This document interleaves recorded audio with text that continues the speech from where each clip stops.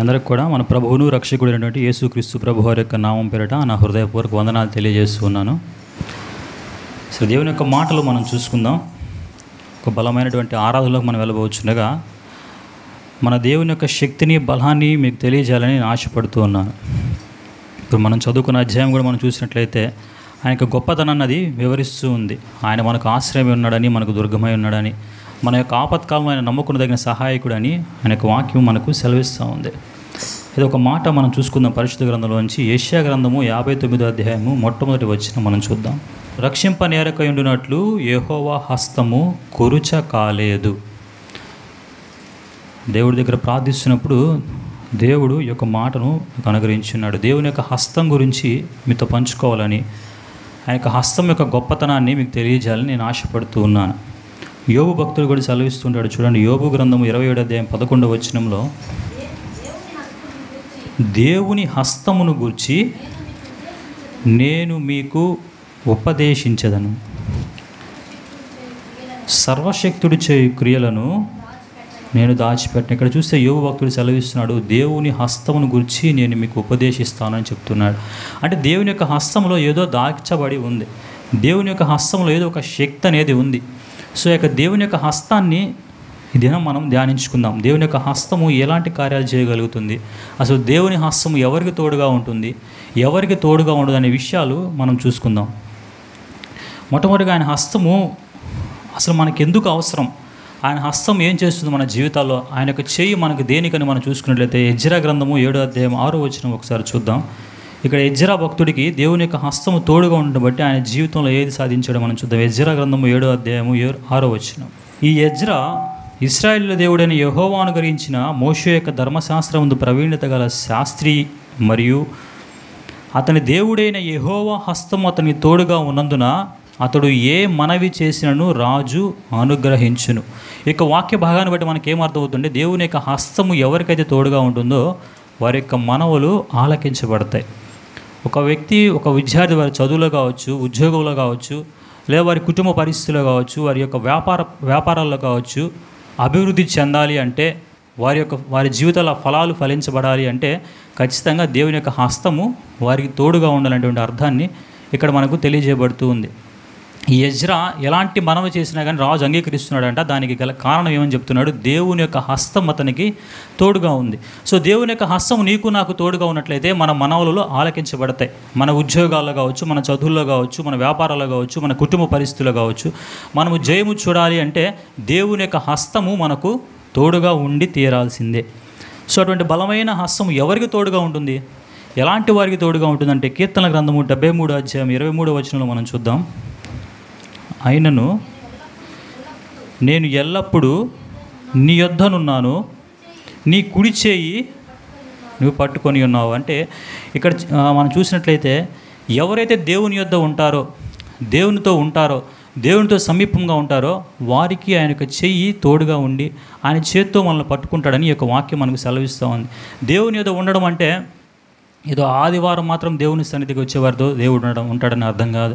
లేదా అలాంటి ప్రత్యేకమైన వార్షికోత్సవ కూడికలకో, లేదా ప్రత్యేకమైన ప్రార్థనా కూడికలు, ఏదో క్రిస్మస్ ఆరాధనలకో వచ్చేవారికి దేవుడు తోడుగా ఉంటాడని కాదు, కానీ ఎల్లప్పుడూ ఆయనకి సమీపంగా ఉండేవారితోటి. అంటే ఎల్లప్పుడూ అంటే ప్రతిరోజు చర్చికి వచ్చేసేయాలని కాదు. నువ్వు ఎక్కడున్నప్పటికీ, ఏం చేస్తున్నప్పటికీ కానీ దేవునితో సమీపంగా ఉన్నట్లయితే, దేవునికి దగ్గరగా నువ్వు జీవించినట్లయితే ఆయన యొక్క హస్తము అటువంటి వారికి తోడుగా ఉండి మనల్ని ఆదరించేదిగా, మనల్ని నడిపించేదిగా ఉందని దేవుని యొక్క వాక్యం మనకి సెలవిస్తూ ఉంది. ఇర్మీయా గ్రంథకర్త చెప్తూ ఉంటాడు. చూడండి, ఇర్మీయా గ్రంథం 18వ అధ్యాయం 6వ వచనంలో మనం ఎవరి చేతిలో ఉన్నామో చాలా స్పష్టంగా చెప్తూ ఉంటాడు. ఇర్మీయా గ్రంథము 18వ అధ్యాయం 6వ వచనం మనం చూసినట్లయితే, ఇశ్రాయేలు వారలారా, ఈ కుమ్మరి మంటికి చేసినట్లు నేను మీకు చేయలేనా? ఇదే యెహోవా వాక్కు, జిగటమన్ను కుమ్మరి చేతిలో ఉన్నట్లుగా ఇశ్రాయేలు వారలారా మీరు నా చేతిలో ఉన్నారు. దేవుని యొక్క వాక్యం సెలవిస్తూ ఉంది, మనం ఆయన చేతిలో ఉన్నామంటే. ఒక కుమ్మరి చేతిలో మంటి ఎలా ఉంటుందో, ఒక మట్టికి కుమ్మరి ఏ విధంగా చేయగలడో ఆ విధంగా దేవుడు మన జీవితాలకు చేయగలడని దేవుడు మనకు సెలవిస్తున్నాడు. అయితే ఆయన చేతిలో మనం ఉండాలంతే. ఆయన చేతిలో మనం ఉన్నట్లయితే మనల్ని అద్భుతమైన పాత్రలుగా తీర్చిదిద్దగలడు. ఆయన చేతిలో మనం ఉన్నట్లయితే మనకు చక్కని రూపునివ్వగలడు. ఆయన చేతిలో మనం ఉన్నట్లయితే మనల్ని ఈ ప్రపంచంలో మనం నివసిస్తున్న చోట మనల్ని ఉన్నతమైన స్థానంలో ఆయన నిలబెట్టగలడు. ఏ విధంగా ఈ మట్టి కుమ్మరి చేతిలో ఉంటే కుమ్మరి దాన్ని ఏ విధంగానైనా చేయగలడు. ఆ మట్టి ఆయనకి సరిగ్గా సహకరించబోతే పనికి రాకపోతే పక్కన పడేస్తాడు. ఆ మట్టి అతనికి సరిగ్గా సహకరించినట్టు చక్కగా తయారు చేసి దాన్ని ఒక మంచి అందమైన పాత్రగా చేయగలుగుతాడు. సో అదేవిధంగా మన జీవితాలు కూడా దేవుని యొక్క చేతిలో ఉన్నాయని దేవుని యొక్క వాక్యం మనకు సెలవిస్తూ ఉంది. ఆయన మన జీవితాలను ఏ విధంగానే చేయగలడు, ఆయన యొక్క చేతిలో మన జీవితాలు ఉన్నాయి. సో ఆయన అసలు ఎలాంటి కార్యాలు చేయగలడు అనే విషయాలు మనం చూసుకుందాం. ఒక 4 విషయాలు మీ ముందు ఉంచాలని ఆశపడుతున్నాను. ఆయన యొక్క హస్తము చేయగలటి కార్యాలు ఒక 4 మనం చూసుకుందాం. ఈరోజు మన జీవితాలు పాడైపోయినాయి, ఈ జీవితాలు మన జీవితం వ్యర్థమైపోయింది, నా జీవితంలో ఎలాంటి వెలుగు లేదని మనం అనుకుంటున్నామేమో.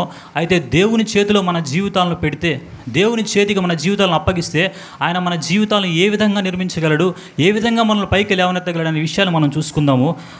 యెషయా గ్రంథము 48వ అధ్యాయం 13వ వచనం మనం చూసినట్లయితే మొట్టమొదటిగా దేవుని యొక్క హస్తము ఏం చేస్తుందనే విషయాన్ని మనం చూద్దాం. యెషయా గ్రంథము 48వ అధ్యాయము 13వ వచనం. నా హస్తము భూమికి పునాది వేసెను, నా కుడి చేయి ఆకాశ వైశాలని వ్యాపింపజేసిందంటే. అదేవిధంగా కీర్తన గ్రంథంలో కూడా చూడండి, 102 కీర్తన 25వ వచనంలో ఆయన హస్తం ఏం చేసిందో రాయబడి ఉంటుంది. ఆదియందు నీవు భూమిని పునాది వేసితివి, ఆకాశములు కూడా నీ చేతి పనులే. ఈ 2 వాక్యాలు మనం చూసినట్లయితే దేవుని యొక్క హస్తం మనకు సృష్టించే హస్తంగా మనకు కనపడుతుంది. ఆయన దేనైనా కానీ సృష్టించగలటువంటి హస్తంగా దేవుని యొక్క హస్తం మనకు కనపడుతూ ఉంది. సృష్టించడానికి, తయారు చేయడానికి ఉన్న తేడా మనం అర్థం చేసుకోవాలి. మ్యానుఫ్యాక్చరింగ్కి, క్రియేషన్కి దేవుని యొక్క హస్తము క్రియేటింగ్ హ్యాండ్స్. ఆయన హస్తములు సృష్టించగలిగే హ్యాండ్స్. తయారు చేయడానికి, ఈ యొక్క సృష్టించడానికి ఉన్న తేడా ఏంటంటే, ఈ తయారు చేయబడాలంటే నీకు ఏదో ఒక మూల పదార్థం అనేది ఉండాలి. మార్నింగ్ చక్కగా దోశలు తిన్నాను. ఆ దోశలు తినడానికి సిస్టర్ గారికి ఏం కావాలి, దానికి సంబంధించిన పదార్థాలు, ముడి పదార్థాలు ఉంటేనే, ఆ పిండి అవి ఉంటే చక్కగా దాన్ని చేసి మంచిగా దాన్ని ఒక దోశ రూపంలో మార్చగలుగుతారు. అలాంటి పదార్థాలు ఏం లేకుండా దాన్ని మనం ఏం చేయలేం. సో తయారు చేయడం అంటే ఏదో ఒక బేస్ ఉండాలి, దానికి ఏదో ఒక ఆధారం ఉండాలి. అయితే మన దేవుడికి ఏదైనా చేయడానికి ఆధారం అవసరం లేదు. ఆయన దేన్నైనా కానీ సృష్టించగలిగిన దేవుడు. ఆయన చేతులు భూమి ఆకాశాలను సృష్టించినవి, ఆయన చేతులు భూమికి పునాదులు వేసినవి అంటే ఆయన చేతులు.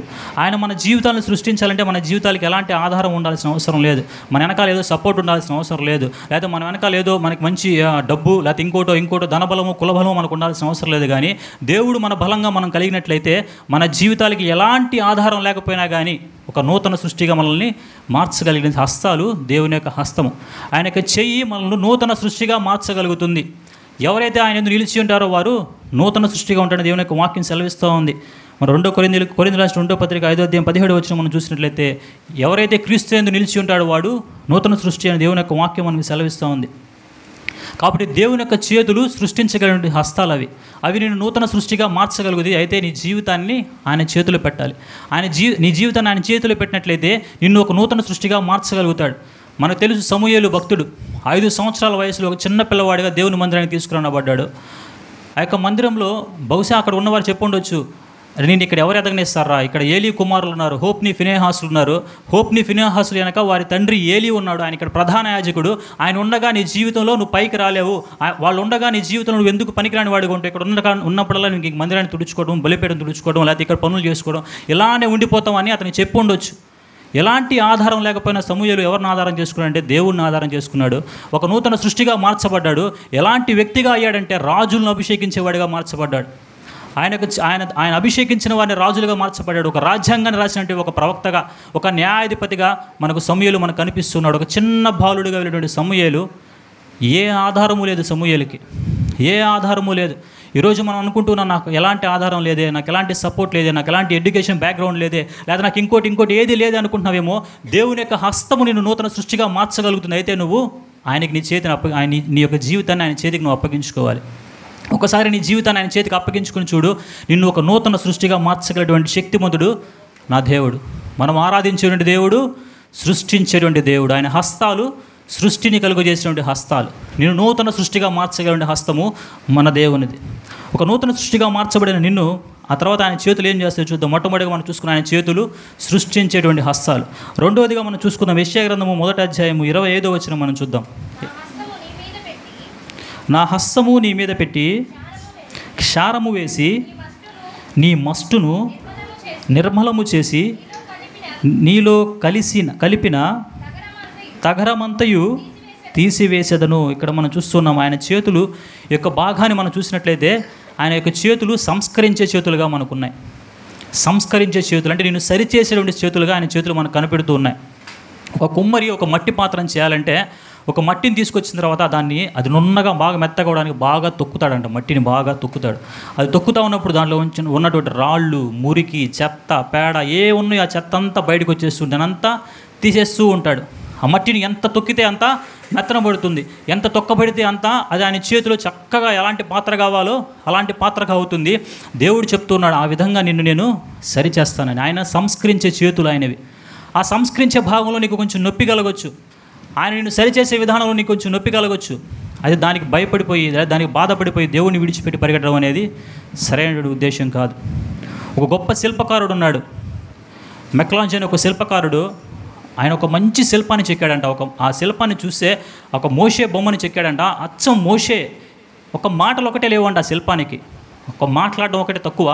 చూస్తే అంత శిల్పానికి జీవం వచ్చిపోయినట్టుగా ఉందంట. అయితే అతను వచ్చి అడిగారంట, ఇంత గొప్ప శిల్పాన్ని చెక్కారు, మీరు నిజంగా చాలా గొప్పవాళ్ళు, చాలా ఇది ఎలా చెక్కగలిగారు అది ఇది మాట్లాడితే అన్నాడంట, ఈ శిల్పాన్ని చెక్కిన ఈ శిల్పకారుడిగా నా ప్రయాస ఎంత ఉందో ఈ యొక్క రాయి, ఈ బండ, దాని సహకారం నాకు అంతగా ఉంది. అంటే ఆ బండ ఆయనకి అంతగా సహకారం చేసింది కాబట్టి అంతగా బండ సహాయం చేయడం ఏంటయ్యా అని విలేకరులు, మీరు కదా చెక్కారు, ఆఫ్టర్ ఆల్ ఒక బండ అది మీకు సహాయం చేసేది అంటే ఆయన చెప్పాడంట. నేను నా శిష్యులతో వెళ్తున్నప్పుడు ఒక 4-5 బండలు నేను చూశాను. ఫస్ట్ ఒక బండలో నేను ఒక బండను చూసి తీసుకెళ్ళినప్పుడు దాన్ని తయారు చేద్దాం అనుకున్నప్పుడు బండని ఒక దెబ్బ కొట్టంగానే ఇరిగిపోయిందంట. ఒక బండ కొంచెం దూరం వచ్చిందంట, కొంచెం ఒక షేప్ వచ్చిన తర్వాత ఇంకా కొంచెం చెక్కుదామని ప్రయత్నిస్తూ ఉండంటే ఆ బండ ఎంత చెక్కుతున్నా కానీ అది రావటం లేదంట, ఆయన చెక్కాలనుకునే విధంగా రావటం లేదంట. అయితే ఒక బండను చూశాడంటే శిష్యులు అనుకున్నారంట, ఈ బండకు ఇది కూడా అలాంటి గురువు గారు అంటే ఆయన లేదు, ఈ బండలో ఆయన ఏం చూశాడంటే ఒక మంచి శిల్పాన్ని చూశాడంట. తీసుకెళ్ళి దాన్ని చెక్కడం ప్రారంభించిన తర్వాత ఆ శిల్పకారుడికి అనుగుణంగా రాయి మలచబడుతూ ఉందంట. ఆయన ఇంత భాగం చేయాలనుకుంటే అంత చిన్న భాగాన్ని తీసేయగలిగాడంట. దాన్ని ఎలా షేప్ చేయాలో అలా చేయగలిగాడంట. కాబట్టి ఒక శిల్పం ఏమైంది, ఒక చక్కని శిల్పంగా మార్చబడింది. ఈ దినాన దేవుడు మనల్ని సరిచేయాలనుకొని, మన జీవితాలను సరిచేయాలనే ఉద్దేశంతో, నేను సంస్కరించాలనేటువంటి ఉద్దేశంతో కొన్ని సుత్తి దెబ్బలు పడతా ఉంటాయి. వాక్యము ఏంటంట, బండలను బద్దలు చేయు సుత్తి వంటది. ఈ వాక్యం ద్వారా మన జీవితాలకు కొన్ని దెబ్బలు తగులుతూ ఉంటాయి. ఆ వాక్యం ద్వారా నీ పెదవుల్ని, నీ యొక్క మాటల్ని, నీ యొక్క కళ్ళని, నీ యొక్క లక్షణాలని, నీ హృదయంలో ఉన్న గుణాలని ఏం చేయాలనుకుంటాడు, సంస్కరించాలనుకుంటూ ఉంటాడు. అయితే ఈ వాక్యము ఎవరి ద్వారా విత్తబడుతుంటుంది, దేవుని యొక్క సేవకుల ద్వారా కావచ్చు, సంఘంలో ఉన్న పెద్దల గారి ద్వారా కావచ్చు. దేవుని యొక్క మాటలు మనకు చెప్పబడుతూ ఉంటాయి. అరే ఇది తప్పు, నువ్వు చేస్తున్న తప్పు, నువ్వు మాట్లాడుతున్న తప్పు, నువ్వు చూస్తున్న తప్పు, ఇదిగో నీ బిహేవియర్ తప్పు, నువ్వు మందిరానికి వచ్చే పద్ధతి ఎలాగుంది అనే విషయాలు సంస్కరించడం కోసం దేవుని యొక్క వాక్యం నీకు సెలవిస్తూ ఉన్నప్పుడు దానికి విరుద్ధంగా మనం వెళ్ళినట్లయితే పనికిరాని శిల్పాలుగా, పనికిరాని వారిగా మనం అయిపోతాం. ఆయన చేతిలో మనం ఉన్నప్పుడు అంట ఆయన మనల్ని సంస్కరించడానికి తొక్కుతూ ఉంటాడంట. ఆయన సంస్కరించడానికి మనల్ని దానిలో ఉన్న మన మనిషిని, మనలో ఉన్న మురికిని, మనలో ఉన్న చెత్తని, మనలో ఉన్న పనికిరాని వాటిని తీసేయడానికి మనకి అప్పుడప్పుడు దెబ్బలు తగులుతూ ఉంటాయి. అయితే అది చూసుకొని మనల్ని మనం బాధపడేవారుగా, దాన్ని చూసుకొని వెనక్కి వెళ్ళిపోయేవారుగా, దాన్ని చూసి సహవాసాన్ని విడిచిపెట్టేవారు, లేదా దాన్ని చూసి ఇది దేవుడే వద్దు, నాకు ఈ పద్ధతే నాకు కరెక్ట్ కాదు, లేదా ఇలాంటివన్నీ మనకు సెట్ అవ్వదు అనుకోవడం అనేది మన మూర్ఖత్వం అవుతుంది. ఆ దెబ్బలు భరించినట్లయితేనే, ఆ సంస్కరించబడినట్లయితేనే దేవుడు ఏది చేసినా కానీ నిన్ను సెట్ చేయడానికే కానీ నిన్ను హట్ చేయడానికి కాదు. నిన్ను హట్ చేయాలనే ఉద్దేశం దేవుడి ఉద్దేశం కాదు, కానీ నిన్ను ఒక సెట్ చేయాలని దేవుని యొక్క ఉద్దేశం, నిన్ను ఒక ఉన్నతమైన స్థానంలో పెట్టాలని దేవుని యొక్క ఉద్దేశము. నువ్వు ఒక పనికొచ్చే పాత్రగా, ఉపయోగపడే పాత్రగా, ఒక మంచి శిల్పంగా ఈ యొక్క భూమి మీద నీ ప్రజల మధ్య, నీ బంధువుల మధ్య, నీ స్నేహితుల మధ్య నిన్ను ఒక ఉన్నతమైన స్థానంలో నిలబెట్టాలని దేవుడి యొక్క ఉద్దేశం ద్వారానే దేవుని యొక్క వాక్యంతో నిన్ను చెక్కాలని ప్రయత్నిస్తూ ఉన్నాడు. సో ఆ ప్రయత్నానికి మనం ఏం చేయాలి, సహకరించేవారిగా ఉండాలి. చూడండి, సామెతల గ్రంథం 25:4 మనం చూసినట్లయితే, వెండిలోని మస్టు తీసివేసిన ఎడల పుటము వేయవాడు పాత్ర ఒకటి స్థిరపరుస్తాడు. నీ జీవితాన్ని ఉన్నతమైన స్థానంలో నిలబెట్టాలనుకుంటే నీలో ఉన్న మస్టు తీసివేయబడాల్సిందే. అవి తీసివేయబడకుండా, సంస్కరించబడకుండా దేవుని యొక్క హస్తము నీ జీవితంలో ఎలాంటి కార్యము చేయలేదు. సో కాబట్టి రెండవదిగా మనం చూసుకున్నాం, దేవుని యొక్క హస్తములు సంస్కరించేటువంటి చేతులుగా మనకు కనిపిస్తూ ఉన్నాయి. సో ఆయన హస్తములు మనం సంస్కరించే దేనికోసం అంటే, నీ గురించి ఒక నిర్ణయాన్ని ఆయన కలిగి ఉన్నాడు, ఒక సంకల్పాన్ని ఆయన కలిగి ఉన్నాడు. ఆల్రెడీ ఆయన ఒక పెద్ద ఆర్కిటెక్చరల్ డిజైనర్. సో నీ గురించి ఎలా నువ్వు నిన్ను నిర్మించాలో, నీ జీవితంలో నువ్వు ఎలాంటివి నువ్వు కలిగి ఉండాలో అనేవి ఆల్రెడీ ఆయన ఒక సంకల్పాన్ని కలిగి ఉన్నాడు. చూడండి, అపోస్తుల కార్యములు 4వ అధ్యాయం 27వ వచనంలో మన గురించి ఎలాంటి సంకల్పాన్ని కలిగి ఉన్నాడు మనం చూద్దాం. అపోస్తుల కార్యములు 4వ అధ్యాయం 27వ వచనం. ఏవి జరగవలనని నీ హస్తము నీ సంకల్పమును ముందు నిర్ణయించెనో వాటినన్నిటినీ చేయుటకై నీవు అభిషేకించిన నీ పరిశుద్ధ సేవకుడైన యేసునకు విరోధముగా హేరోదును, పొంతి పిలాతును, అన్యజనులతోనూ ఇశ్రాయేలు ప్రజలతోనూ ఈ పట్టణమందు నిజంగా కూడుకుని. ఆ ముందు భాగంలో మనం చూసినట్లయినా హస్తము సంకల్పించిందంట, ముందుగానే నిర్ణయించిందని మనం చూస్తూ ఉన్నాం. ఆయన చెయ్యి మన జీవితాల్లో మనం ఏమవ్వాలో, ఎలా ఉండాలో మనల్ని నిర్ణయించింది. సో దేవుని యొక్క హస్తము నేను చెక్కాలని, దేవుని యొక్క హస్తం నీలో మస్టు తీసివేయాలని, దేవుని యొక్క వాక్యం ద్వారా కొన్ని దెబ్బలు, కొన్ని శృతి దెబ్బల మీద పడుతున్నప్పుడు నువ్వు దానికి లోపడేవాడిగా ఉండాలి. సౌలు యొక్క జీవితం మనకు తెలుసు. సౌలు పౌలుగా మార్చబడకముందు ఎంత క్రూరమైన బతుకు బ్రతికాడో, ఏ విధంగా క్రైస్తవుని వాళ్ళు హింసించేవారిగా ఉన్నాడో. దేవుడు ఎప్పుడైతే సౌలుని ముట్టి పౌలుగా మార్చాడో అక్కడ సౌలు గురించి ఒక మాట చెప్తాడు. చూడండి, ఆయనకి ఎన్ని శ్రమలను దేవుడు అనుమతించాడు అనే విషయం మనం చూసుకున్నట్లయితే అపోస్తుల కార్యం, అదే అపోస్తుల కార్యం 9వ అధ్యాయం 16వ వచనంలో మనం చూసినట్లయితే, ఇతడు నా నామము కొరకు ఎన్ని శ్రమలు అనుభవింపవలనో నేను ఇతనికి చూపిస్తానంటూ ఉన్నాడు. సౌల్ని పౌలుగా మార్చి దేవుడు చెప్తున్న మాట, నేను ఇతనికి ఏం చూపిస్తాడంట? శ్రమలను చూపిస్తాను, నా నామాన్ని బట్టి ఎన్ని శ్రమలు అనుభవించాలో అతను చూపిస్తానంటున్నాడు. అంటే దాని అర్థం పౌల్ని హింసిస్తానని కాదు. ఒక శ్రమ కలిగిందంటే అది నీ నాశనానికి అనుకోవడం ఏంటంటే అది మన మూర్ఖత్వం అవుతుంది. ఒక శ్రమ కలిగిందంటే అది నిన్ను సెట్ చేయడానికే, అది నిన్ను నిలబెట్టడానికే. దేవుడిచ్చిన శ్రమలను పౌలు స్వాగతించాడు కాబట్టి, అనుమతించాడు కాబట్టి ఆయన గొప్ప అపోస్తులుడిగా మనకు కనిపిస్తున్నాడు. పరిశుద్ధ గ్రంథంలో కొత్త నిబంధనలో ఆల్మోస్ట్ 70% బుక్స్ అన్నీ పౌలు గారు రాసినవే. సో అంత గొప్ప అపోస్తులుడిగా ఆయన మార్చబడ్డాడంటే కారణం శ్రమల్లో ఆయన బాధపడలేదు. దావీదు మహారాజు కూడా చెప్తూ ఉంటాడు, శ్రమ కలుగుట నాకు మేలాయను అంటూ ఉంటాడు. శ్రమల నుంచి నేను నేర్చుకున్నానని చెప్తూ ఉంటాడు. ఈ శ్రమలు నన్ను దీనుడిగా మార్చిందని చెప్తూ ఉంటాడు. కాబట్టి నీకు శ్రమ కలిగినప్పుడు కుంగిపోవద్దు. ఆయన చేతులు సంకల్పించేటువంటి చేతులు, నీ గురించి ఒక అనాది ప్రణాళిక కలిగి ఉన్న ఆ చేతులు నిన్ను ఈ విధంగా సెట్ చేయాలి, నిన్ను ఈ విధంగా నిలబెట్టాలి, ఈ మార్గంలో నిన్ను ఉంచాలని ఆయన చేతులు ప్రయత్నం చేస్తున్నాయి. కాబట్టి దాని నుంచి నువ్వు తొలగిపోవాలని, దాని నుంచి నువ్వు పారిపోవాలని, ఇక్కడి నుంచి ఇంకో చోటుకి వెళ్ళిపోవాలని, లేకపోతే ఇంకోటి మార్గాన్ని అనుసరించాలని నువ్వు ఆలోచించొద్దు. కానీ ఆయన సంకల్పించిన రీతిగా నువ్వు ఆయనకి తోడ్పడినట్లయితే నిన్ను ఒక మంచి శిల్పంగా మార్చగలిగిన దేవుడు, మంచి పాత్రగా మార్చగలిగిన దేవుడు మన దేవుడు. ఆయన హస్తములు సంకల్పించేటువంటి హస్తములు. దేవుని నామానికి మహిమ కలుగును గాక. హల్లెలూయా. ఇప్పుడు వరకు 2 విషయాలు మనం చూసుకున్నాం. మొట్టమొదటిగా మనల్ని నూతన సృష్టిగా మార్చేటువంటి హస్తము, దేవుని యొక్క హస్తము. మనల్ని ఏం చేసే హస్తం మనం చూసుకున్నాం. రెండవదిగా సంస్కరించేటువంటి హస్తంగా మనం చూసుకున్నాం. మన జీవితాలను సరిచేసేటువంటి సంస్కరించే హస్తంగా మనం చూసుకున్నాం. ఈ విధంగా సంస్కరించబడిన హస్తము ఆ మనిషి జీవితంలో ఎలాంటి కార్యాలు చేస్తుంటే చూడండి. మూడవదిగా కీర్తన గ్రంథము 118వ కీర్తన 15-16 వచనం మనం చూద్దాం. నీతిమంతుల గుడారంలో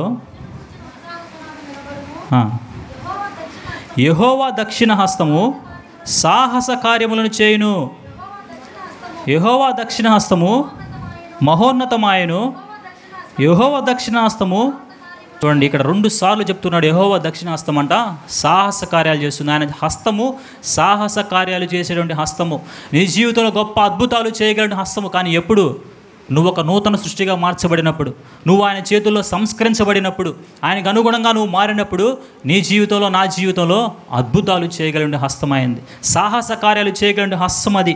సింహాలనోలో మూయించగలిగిన హస్తం ఆయన హస్తము.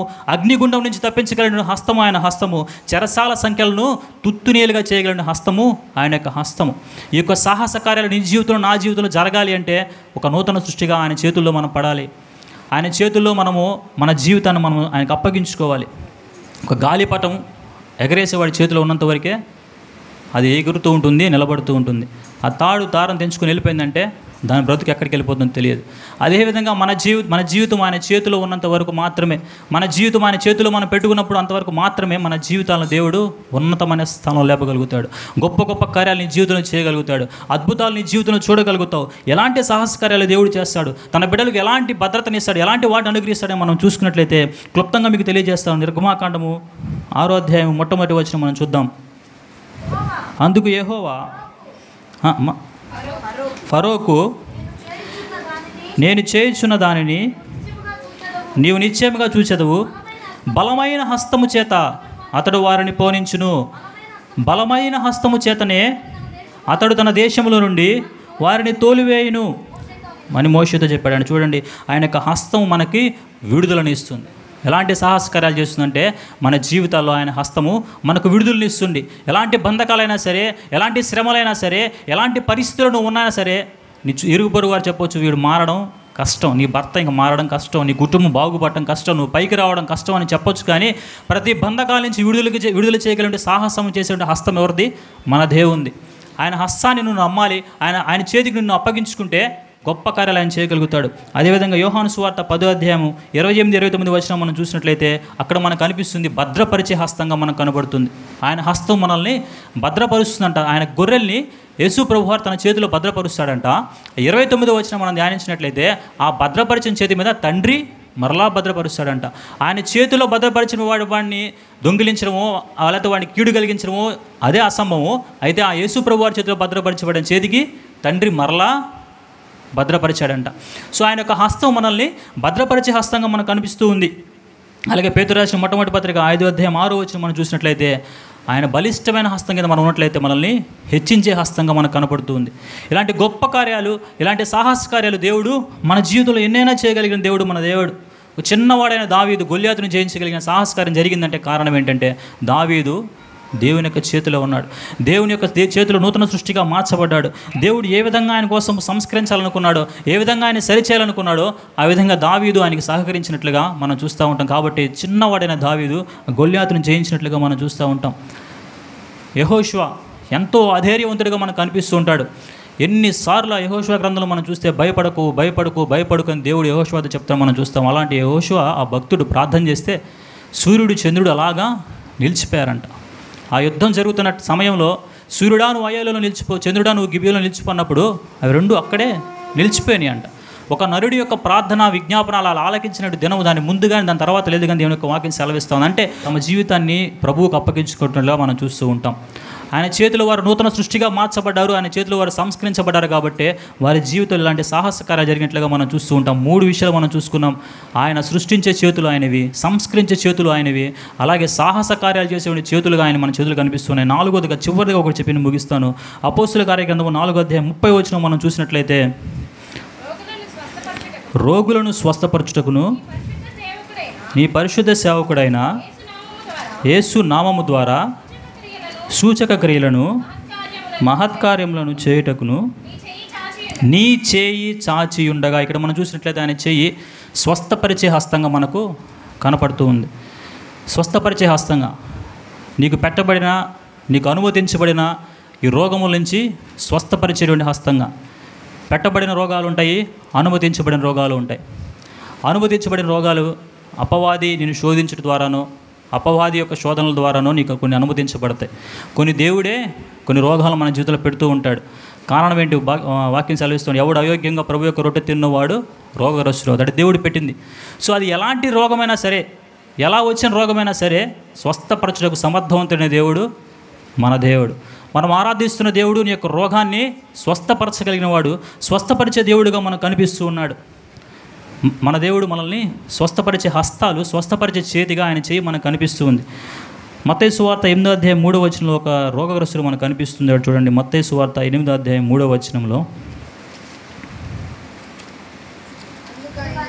అందుకు ఆయన చెయ్యి చాపి వాణ్ణి ముట్టి నాకిష్టమే, నువ్వు శుద్ధుడు కమ్మని చెప్పగా తక్షణమే వాడికి. ఇక్కడ ఒక కుష్ఠరోగిని మనం చూస్తున్నామండి. వాడు యేసుప్రభువు దగ్గరికి వచ్చినప్పుడు ఆయన చెప్తున్నాడు, నాకు ఇష్టమే, నువ్వు శుద్ధుడు కానీ ఆయన ముట్టాడంట. మార్కు సువార్తలో కూడా కొంతమంది కుష్ఠరోగులు మనం చూస్తాం. 10 మంది కుష్ఠరోగులు వస్తారు, వాళ్ళని ముట్టుకొని స్వస్థపరిచినట్లుగా మనం చూడడం. వాళ్ళు రాగానే మీరు వెళ్తూ ఉండండి, మీరు స్వస్థత పొందుతారు, మిమ్మల్ని మీరు యాజకులకు చూపించుకోండి అని చెప్తాడు. వాళ్ళు వెళ్తుండగానే వాళ్ళు ఇతను మాత్రం ఎందుకు దేవుడు ప్రత్యేకంగా ముట్టుకొని స్వస్థపరిచాడని నాకు కొంచెం దాన్ని ఆలోచించాలనిపించింది. ఎందుకు ఇతను మాత్రం దేవుడు ముట్టుకున్నాడు? ఆ రోగగ్రస్తుడు ఇదే వ్యాధితో వచ్చిన వారిని 10 మందిని మాత్రం మీరు వెళ్తూ ఉండండి బాగుపడతారని చెప్పాడు కదా అని ఆలోచన చేస్తే అతను చేసిన ప్రార్థన ఒకసారి చూడండి. దాని ముందు వచనంలో మత్తయి సువార్త 8వ అధ్యాయము, ఇదిగో కుష్ఠరోగి వచ్చి ఆయనకు మ్రొక్కి, ప్రభువా నీకిష్టమైతే నన్ను శుద్ధునిగా చేయగలవనెను. ఆ ప్రార్థన దేవుని యొక్క హృదయాన్ని తాకింది. వాడి యొక్క విశ్వాసము, అతను కలిగి ఉండే విశ్వాసము, అతను చేసినటువంటి ప్రార్థన, ఆ విన్నపం ఏమైందంటే దేవుని యొక్క హృదయాన్ని తాకింది. కాబట్టి ఆయన చెయ్యి వాడిని తాకినట్లుగా మనం చూస్తూ ఉంటాం.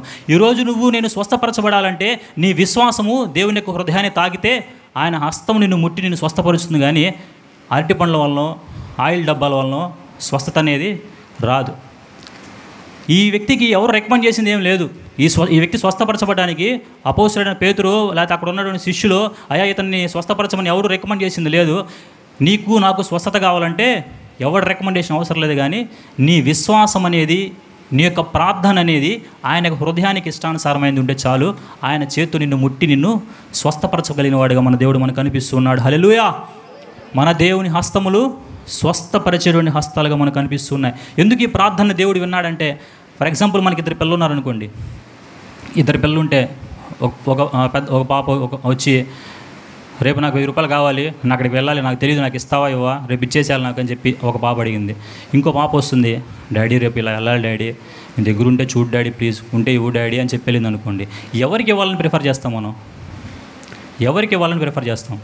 ఆ రెండో పాప రిక్వెస్ట్ చేసిన దానికి మన దగ్గర లేకపోయినా కానీ ఎవరో ఒకరి దగ్గర తీసుకొచ్చి మనము ఇవ్వాలని ఆలోచిస్తాం. ఈ కుష్టివ్యాధి కలిగి వాడు చేసిన ప్రార్థన కూడా అదే. అయ్యా నీకు ఇష్టమైతే నన్ను శుద్ధుడనిచ్చే, నీకు ఇష్టం లేకపోతే పర్వాలేదు వదిలేసే, నీకు ఇష్టమైతే నన్ను శుద్ధుడనిచ్చే. ఆ విధమైన ప్రార్థన, ఆ విధమైన విశ్వాసము, ఆ విధమైన దేవుని హృదయాన్ని సంతోషపరిచేటువంటి ప్రార్థన మనము నేర్చుకున్నట్లయితే మన జీవితాల్లో మనము స్వస్థత పొందుకోగలుగుతాం. 4 విషయాలు మనం చూసుకున్నాం. దేవుని యొక్క హస్తాలు మొట్టమొదటిగా చెప్పండి ఏం చేస్తుంది? సృష్టించేటువంటి హస్తము, మనల్ని నూతన సృష్టిగా మార్చగలిగిన హస్తము. రెండవదిగా సంస్కరించేటువంటి చెయ్యి, మనల్ని సంస్కరించేటువంటి హస్తంగా దేవుని యొక్క హస్తం మనకు కనబడుతుంది. మూడవదిగా మనం చూసుకున్నాము సాహస కార్యాలు ఎవరి జీవితంలో చేస్తుందంటే, ఎవరు నూతన సృష్టిగా మార్చబడతారో, ఎవరు ఆయన చేతుల్లో పడి సంస్కరించబడతారో వారి జీవితాల్లో సాహస కార్యాలు జరుగుతాయి. 4వదిగా స్వస్థతలు వారి జీవితాల్లోనే జరుగుతాయి. ఎవరు ఆ దేవునికి హృదయపూర్వకంగా మొరపెడతారో, ఎవరు దేవుని హృదయపూర్వకంగా మనం ప్రార్థిస్తారో వారి జీవితాల్లో స్వస్థత జరిగినట్లుగా మనము చూస్తూ ఉంటాం. ఆఖరిగా మనం ఒక మాట చూసుకుందాము. ఎవరిని ఆయన చెయ్యి విడిచిపెడుతుందని ఒక్క మాట చూసుకుని మనం ముగించుకుందాము. సమూయేలు గ్రంథము, 1 సమూయేలు గ్రంథము 12వ అధ్యాయం 15వ వచనం మనం చూద్దాం. అయితే యెహోవా మాట వినక ఆయన ఆజ్ఞలను భంగము చేసిన ఎడల యెహోవా హస్తము ఇతరులకు విరోధముగా ఉండినట్లు అది మనకు కూడా విరోధంగా ఉంటుందంట. ఎవరైతే ఆయన మాట వినరో, ఎవరైతే ఆయన ఆజ్ఞకు భంగం కలిగిస్తారో వారికి ఏమవుతుందంట? దేవుని హస్తము వారిని విడిచిపెట్టేస్తుందంట. దేవుని హస్తం వారికి విరోధంగా ఉంటుందని దేవుని యొక్క వాక్యం సెలవిస్తూ ఉంది. ఆయన మాట వినేవారుగా, ఆజ్ఞకు లోబడేవారుగా మనం ఉండాలి. ఆజ్ఞకు లోబడటం అంటే ఏదైనా ఒక రన్నింగ్ రేస్ జరుగుతూ ఉంటుంది. ఆ రన్నింగ్ రేస్లో స్టార్ట్ పెడతారు, పొజిషన్ తీసుకోమంటారు, 1 2 3 అనగానే వాళ్ళు ఏం చేయాలి? పరిగెత్తడం ప్రారంభించాలి. అందరూ ముందుకు పరిగెడుతుంటే ఒకడు వెనక్కి పరిగెడుతుంటే దాని అర్థం ఏంటి? అక్కడ పెట్టిన రూల్స్ని వాడు అతిక్రమిస్తున్నాడు. అరే అందరూ ఇలా ముందుకు పరిగెత్తాలి, ఇలా వెళ్ళాలని కొన్ని రూల్స్, కొన్ని ఆజ్ఞలు అక్కడ ఇవ్వబడ్డాయి. అయితే వాడు దాన్ని అతిక్రమిస్తున్నాడు. అలాగే దేవుడు మనకు కొన్ని ఆజ్ఞలు ఇచ్చున్నాడు. ఆయన మాట వినాలని, ఆయన ఆజ్ఞలను గైకొనాలని, ఆయన కొరకు మనం జీవించాలని ఆయన కొన్ని ఆజ్ఞలు మనకు అనుగ్రహించి ఉంటే, మనం ఆజ్ఞలను అతిక్రమించినట్లయితే, ఆయన మాట మనం వెనకపోయినట్లయితే దేవుని యొక్క వాక్యం సెలవిస్తుంది. ఆయన చెయ్యి అంటే మనకు విరోధంగా ఉంటుందంట. ఆయన చెయ్యి మనకు విరోధంగా ఉంటుంది. దేవుని యొక్క బలమైన హస్తం గురించి మనం చూసుకున్నాం. మొట్టమొదటిగా మనం తీసుకున్నట్టు వాక్యము, ఆయన హస్తము కురచకాలేదంట. రక్షింపనేరకు ఉండినట్లు యెహోవా హస్తము కురచకాలేదు. అయితే మనమే ఆయన జీవితంలో సంస్కరించబడటం లేదు. సాహస కార్యాలు చేయగలిగిన హస్తము కనీసం సామాన్య కార్యాలు కూడా మన జీవితంలో జరగట్లేదంటే దానికి కారణం ఎక్కడ? లోపం ఎవరిలో ఉన్నట్టు? సాహస కార్యాలు చేసే ఆయన హస్తము కనీసం మన జీవితంలో సామాన్య కార్యాలు కూడా జరగడం లేదంటే లోపం ఎవరిలో ఉన్నట్లు? మనలోనే ఉన్నట్లు. ఆయన హస్తము కురచకాలేదు. ఆయన హస్తం ఏమాత్రం తక్కువగా లేదు. ఆయన హస్తం చేయడానికి ఏమాత్రం వెనకాడడం లేదు. బలము లేని దేవుడు కాదు, చేయలేటువంటి దేవుడు కాదు. సాహస కార్యాలు చేయగలిగిన దేవుడు, అద్భుతాలు చేయగలిగిన దేవుడు, నీ బ్రతుకును ఉన్నతమైన స్థానం నిలబెట్టగలిగిన దేవుడు, ఎన్నో అద్భుతాలు, ఎన్నో ఆశ్చర్యకార్యాలు, తరతరాలకు తరగని సంపద నీకు ఇవ్వగలిగిన దేవుడు, ఒక ఉన్నతమైన స్థానంలో నీ కుటుంబం అన్నట్లు నేను హెచ్చించగలిగిన దేవుడు, నీ చదువులో నేను దీవించగలిగిన దేవుడు, ఎలాంటి ఆధారం లేకపోయినా నీకు ఆధారం అయ్యి నేను నిలబెట్టగలిగిన సమర్థవంతమైన దేవుడు మన దేవుడు మనకు ఉండగా ఆయన చేతులు మనం పడడానికి ఇష్టపడటం లేదు. చిన్న చిన్న వాక్యం దెబ్బలు తగలంగానే ఏం చేస్తున్నామంటే వెనక అడిగేసేస్తున్నాం. అరే నువ్వు ఇలా చేస్తున్నావు, ఇలా ఉండడం తప్పు బాబు, దేవుని సన్నిధిలో ఇలా ఉండకూడదని ఒక చిన్న మాట నిన్ను దేవుడి యొక్క వాక్యం ఆ శుద్ధి ద్వారా నిన్ను కొడతా ఉంటే, ఆహా నేనేం పడను, సంస్కరించబడను. నన్ను ఎవరు సంస్కరించడానికి వీల్లేదని ఏం చేస్తున్నాం, మనము వెనక్కి వెళ్ళిపోతున్నాం. అదే దినం మనం పరిశీలించుకుందాం. బలమైన దేవుణ్ణి, జీవము కలిగిన దేవుడిని మనం ఆరాధిస్తూ ఉన్నాం. సాహస కార్యాలు చేసే దేవుడిని మనం ఆరాధిస్తున్నాం. ఆయన హస్తము నూతన సృష్టిగా మార్చగలండి హస్తము. ఆయన హస్తము మనల్ని సంస్కరించగలండి హస్తము. ఆయన హస్తము నీ జీవితంలో, నా జీవితంలో సాహస కార్యాలు చేయగలండి హస్తము. నిన్ను నన్ను ఎలాంటి వ్యాధి అయినా సరే అది స్వస్థపరచగలిగిన హస్తము. అయితే ఆ బలమైన హస్తాన్ని మనం ఆరాధిస్తున్నప్పుడు ఆయన చేతిలో మనం సంస్కరించబడే వారిగా మనం ఉన్నామా? ఈ ఆరాధనలో మనల్ని మనం పరిశీలించుకుందాం. ఈ ఆరాధనలో మన హృదయాలను ఎదుటి కుమ్మరిద్దాం. అయా నన్ను సంస్కరించండి ప్రభువా, అయా నన్ను నూతన సృష్టిగా మార్చండి ప్రభువా అని ఆయన యొక్క పాదాలు మనం పట్టుకుందాం. దేవుడి కొద్ది వాక్యాన్ని దేవుడు దీవించును గాక.